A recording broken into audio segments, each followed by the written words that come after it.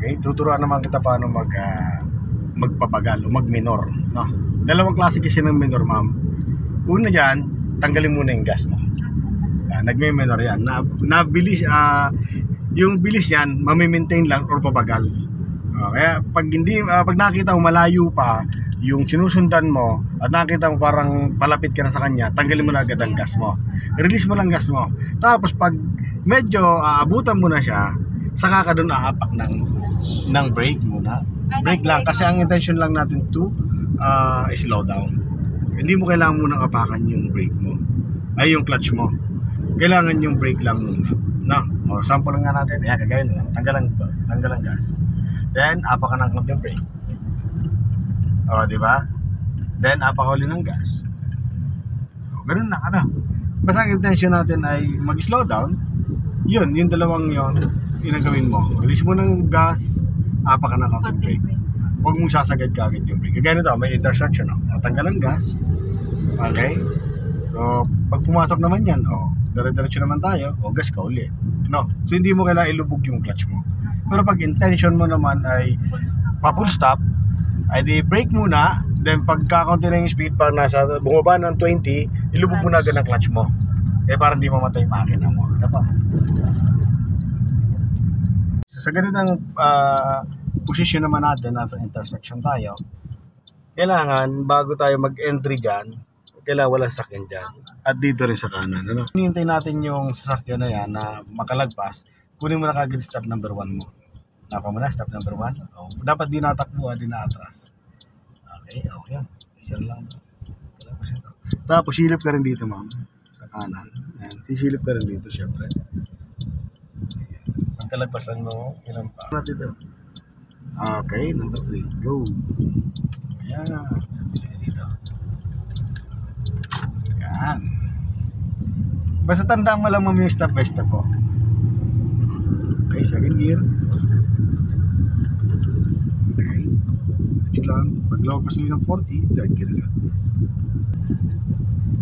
So, kumusta yun sa anong yun? Anong naging aral sa'yo? Naging aral sa'yo? Tanong ko. Huwag maano, sir. Huwag? Nervous. Okay. Kaya tayo ninenervyos. Kasi hindi natin alam ang gagawin. Yun ang first talaga dyan. Pag hindi mo alam ang isang bagay, talagang kakabahan ka pag gagawin mo. No? Okay? Lalo din sa driving, kung hindi mo alam pa ang gagawin, kakabahan ka talaga. So, anong dapat lesson doon? So, dapat alamin mo yung gagawin mo. Step 1, clutch baiting, gas, RPM, 2,000 RPM, then release. Tatlong step yung tatandaan mo. Ganang sa tatlo na yun, nangyayari, 1 ka pa lang, nag-release ka na kagad ng clutch. Wala ka pang ang gas. Kaya namamatayan. Okay. Yan ang sinasabi ko sa'yo, may diretso lang ha. Atras. Basta yung ano mo yan, yung guhit na yan, lapitan mo lang ng gulong mo. Pag sumosobra ka naman dyan, adjust mo lang manibela. Habang hinihintay mo yung isang guhit dito na makita mo. Okay. So namamatayan. Ba't ka namamatayan doon? Kasi inaangat mo basta-basta yung clutch mo. Pag alam mo yung power mo ay medyo mahina na, yung clutch baiting mo, di na kaya niya, mag-apply ka ng gas. Okay. Tanggal ang brake. Pag may baiting, tanggalan mo ng brake mo. Kasi yung baiting point, purpose na parang di lang umabante siya. Hindi siya umatras, di umabante. Ma-hold lang yung sakyan mo na or ma-stable. Pero wag mo siyang asahan masyado sa pagpapatakbo. Kasi kung kagaya nito, medyo patakas. Wala mag-apply ng gas. Yan. Palabas na yung gulong. Dito hindi pa nalabas. Sige, basta nasa loob siya, okay lang yan. Sige lang. Pero pag nakita palabas na siya, mag-adjust. Yan, nalabas na dyan na. Sige, adjust. Okay, sige. Ito, kita mo na yung guhit dito. Yan. Tingnan mo yan ha. Okay. Hanggang sa pumantay lang ito mamaya. Pasa pa pa. Yan. Kabig ka na dyan, I think. Hindi naman ito. Kasi dito, sumisikip na. Diyan ang kabig. Hindi, papunta dyan sa kaliwa mo. Diyan na task ka. Sige pa. Kulang pa yung, sagad mo naman ang ko kasi kulang pa yung adjust. Tingnan ka dito. Yan. Hanggang pumantay ito. Sige. Sige, atras. Sige, continuous lang atras. Sige. Sige, hanggang pumantay lang yung katawan ng sakyan mo doon sa guhit. Kunti pa, kunti pa. Ayan, hanggang gitna. Ayan, relax ka na. Ayan. Okay. Diba?